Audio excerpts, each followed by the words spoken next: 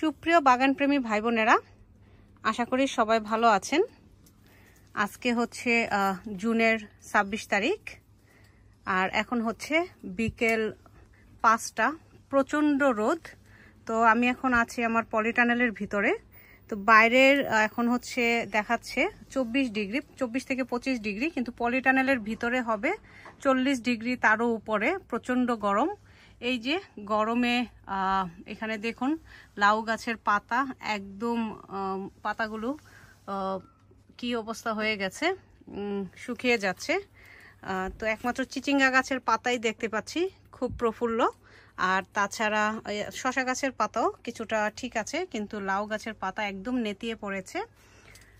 আর এখানে আছে নিচে বেগুনের গাছ আছে, চাল কুমড়ার গাছ, বিভিন্ন ধরনের গাছ আছে।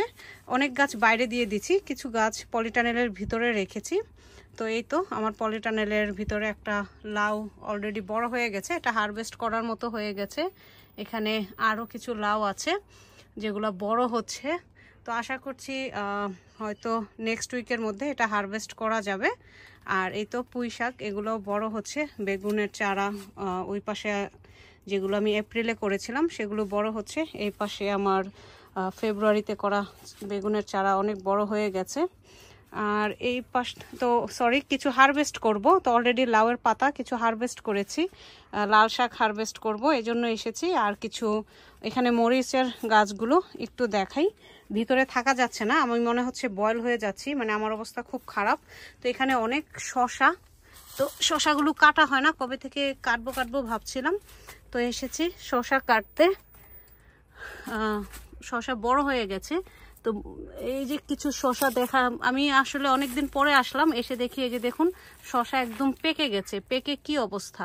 তো এটা বীজের জন্য রেখে দিই, এটা না পারি, যেহেতু এটা অনেকটা পেকে গেছে। এগুলা পাকার আগে কেটে ফেলি, কারণ হচ্ছে যদি আরো থাকে, 2-1 দিন থাকে, ওগুলো পেকে যাবে। প্রচন্ড গরম পলিটানেলের ভিতরে। তো এই হচ্ছে দেশি শশা কাটলাম, আর ওইখান থেকে কাটি কিছু বিদেশি শশা, বিলেতি শশা। কোথায় পড়লো, এই তো ওই পাশে আরো আছে, আরো কিছু শশা কাটবো, ওই পাশটাতে যেতে হবে। তো ভিডিওটা আর বড় করছি না, আজকের মতো এখানেই, পরে আবার আপডেট দেব। তো একটা আপডেট দিচ্ছি, সেটা হচ্ছে আমার বাগানে এই প্রথম কলমি শাক, এই যে কলমির বীজ থেকে চারা উঠেছে, এই প্রথম করলাম, এর আগে কখনো করিনি। এই পাশে একটু দেখাই, এই যে মরিচের গাছ। আচ্ছা, এগুলা কিন্তু আমার এই বছরের মরিচের চারা থেকে করা।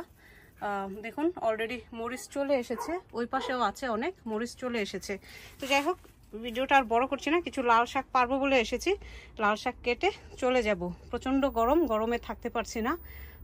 আর কিছুক্ষণ থাকলে হয়তো একদম আমি নিজেই পেকে যাব। তো সবাই ভালো থাকবেন, সুস্থ থাকবেন, ধন্যবাদ।